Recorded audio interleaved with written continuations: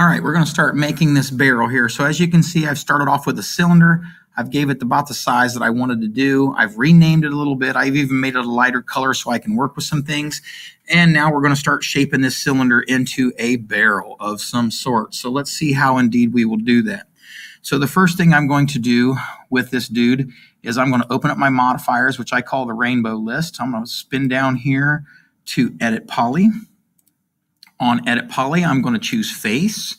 And on Face, I want to choose both the top and the bottom face. So here's how I might do this. I might change this one right here so I know that I'm working from the bottom. And I know that here in this viewpoint, I'm working from the top. So I'm just going to choose the top here. And then I'm going to hit Control, and I'm going to choose the bottom here. So now I've got both top and bottom faces highlighted. All right, so the first thing I'm going to do is I'm going to go ahead and shrink these in a little bit. So I'm going to use the resize. I'm going to grab the trapezoid piece, and I'm going to pull the trapezoid piece inside a bit. And I'm going to shrink this top down inside until I think it looks right. And I don't think that's too bad right there, so I'm going to say stop. All right, now we're going to do a couple other things to the top and bottom right now while we've got them already lit, so we'll go ahead and do that.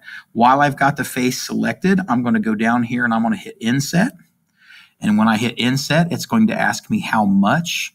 I'm going to inset it 4 to start off with just to see what it looks like and hit check mark.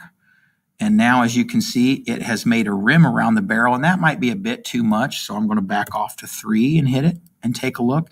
And there's my rim. It'll be around the top and the bottom, and I don't think that looks too bad. I might be able to go back to 2, but I'm going to leave it like this just for right now. I'm going to leave it at 3 and just hit check mark again. So now I've got the top brought in, and I've inset, and now I'm going to go down and I'm going to hit Extrude. In this particular case, I'm going to make sure we're onto by polygon because I'm doing more than one, and I'm going to choose a negative extrude, a -5 to start off with and see what that looks like.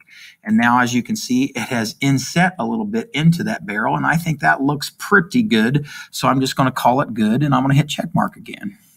So I'll move this perspective view. You can see both the top and the bottom have been brought down, have been drug in, and have been inset. So that's pretty good.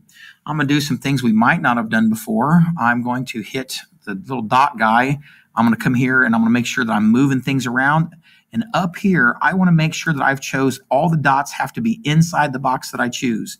On this first line here, I'm going to highlight this whole thing. This will take this whole ring. I'm going to grab this whole ring and move it down a bit. I'm going to grab the same thing for this whole ring here, the next one down, and I'm going to move it up to make a little band around this box. I'm going to do the same thing at the bottom. Again, put the square around the whole ring of dots, and I move it up a little bit. And then I'm going to put this thing around the next one, and I'm going to move it down a little bit till I think the top and the bottom look very similar. So that's by eye. It looks pretty good, so I'm going to leave it like that. All right. So now, again, I'm starting to get more of a barrel shape going here. You can kind of see it coming out. So now something a little different, something we probably haven't done before, but I think it looks cooler if you do it this way. I'm going to do 2 things. First, I'm going to do what's called smoothing surfaces. So I'm going to grab, for the moment, the face thing here. And I've got bottom, left, front, and this guy says perspective. So I'm going to grab this, and I'm going to actually change this bottom one to right for a moment. Notice how I'm just kind of popping back with whatever suits my purpose here. And maybe this one I'll just leave on perspective for the time being. I'm going to have to adjust this by using my pan view for a moment. There we go. And now let's go ahead and, again, I'm going to just hit move for a moment. We're not going to move anything. I'm just going to start selecting some stuff. So with the polygon faces selected, I'm going to start selecting each one of these stats by holding the control bar. Control, control, control. I'm going to do every other one. 1, 2, 3. Skip 1. Every other one. 1, 2, 3. I'll see where I'm picking up here. I might have to rotate them a bit. Skip 1, 1, 2, 3. Skip 1, 1, 2, 3. I'll do the same thing all the way around this thing. I'll move it around a little bit as suits my purpose. 1, 2, 3. And I know this is a little tedious, and I'm sad this is run a little long, but I'm doing my best. Skip 1, 1, 2, 3. Skip 1, 1, 2, 3. And it looks like to me like I've got all of them done. We'll take a quick look here. And it looks like I've got every other slat, and I didn't bother with the little rings because I'm going to do something different from them.